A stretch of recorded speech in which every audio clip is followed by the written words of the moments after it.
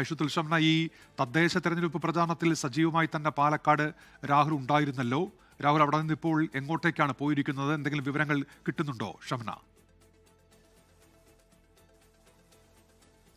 ഉന്മേഷ്, ആ ചോദ്യത്തിന് തന്നെയാണ് ഇനി ഉത്തരം കിട്ടേണ്ടത്. കാരണം കഴിഞ്ഞ കുറേ ദിവസങ്ങളായി UDF-ന്റെ തന്നെ മുതിർന്ന നേതാക്കളൊക്കെ പ്രതികരിച്ചിട്ട് പോലും വിലക്കിയിട്ട് പോലും രാഹുൽ സജീവമായി തന്നെ UDF പ്രവർത്തകർക്ക് വേണ്ടി, സ്ഥാനാർത്ഥികൾക്ക് വേണ്ടി പ്രചാരണത്തിനായി സജീവമായി തന്നെ മുന്നിട്ടിറങ്ങിയിരുന്നു.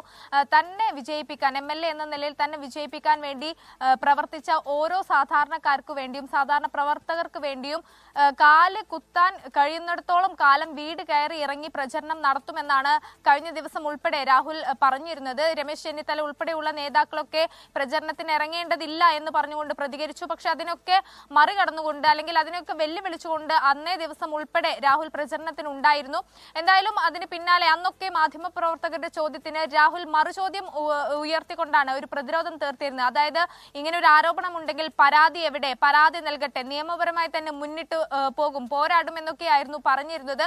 പക്ഷെ ഇന്ന് അങ്ങനെ ഒരു പരാതി ഉയർന്നു വരുമ്പോൾ MLA കാണാനില്ല എന്നതാണ് സാഹചര്യം.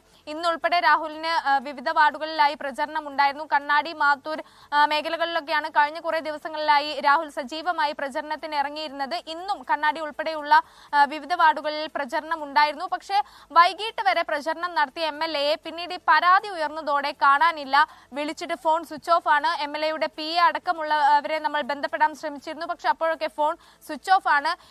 മറ്റൊന്ന്, MLA ഓഫീസിൽ നമ്മൾ എത്തിയിരുന്നു. അപ്പോൾ MLA ഓഫീസ് പൂട്ടിക്കിടക്കുകയാണ്. ഇങ്ങനെ MLA എവിടെ, കണ്ണാടിയിൽ ഉൾപ്പെടെ ഇന്ന് പ്രചരണത്തിന് എത്തിയതിനു ശേഷം പിന്നീട് MLA എവിടെ പോയി എന്ന ചോദ്യത്തിന് ഉത്തരമില്ല.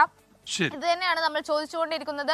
മറ്റൊന്ന്, MLA ഇനി പാലക്കാട് ജില്ലയിലുണ്ടോ അതോ ഇവിടെ നിന്ന് മാറിയോ എന്നതൊക്കെ ഇനി അറിയാനുണ്ട്. എന്തായാലും ഇന്ന് ഈ പരാതി കൂടി ഉയർന്ന സാഹചര്യത്തിൽ BJP, DYFI പ്രവർത്തകരെല്ലാം വലിയ രീതിയിലുള്ള ഒരു പ്രതിഷേധവുമായി MLA ഓഫീസിലേക്ക് എത്തുന്ന ഒരു രംഗമുണ്ടായി. എന്തായാലും ഈ പരാതി, ഇത്രയും കാലം രാഹുൽ പ്രതിരോധം തീർത്തിരുന്ന ഒരു ചോദ്യം, പരാതി എവിടെ, അതിന് ഉത്തരം കിട്ടുമ്പോൾ, പരാതി ഉയരുമ്പോൾ രാഹുലിനെ കാണാനില്ല എന്നതാണ് സാഹചര്യം. ഉന്മേഷ്, ഐഷുത്തുൽ ഷംനയാണ് വിവരങ്ങൾ നൽകിയത്. ലോകത്തെവിടെയായാലും ഏത് സമയത്തും 24 വാർത്തകളും ഓഗ്മെന്റഡ് റിയാലിറ്റി പാക്കേജുകളും എക്സ്പ്ലെയിനറുകളും വിശദമായി കാണാൻ ഞങ്ങളുടെ YouTube ചാനൽ നിങ്ങൾക്ക് സബ്സ്ക്രൈബ് ചെയ്യാം.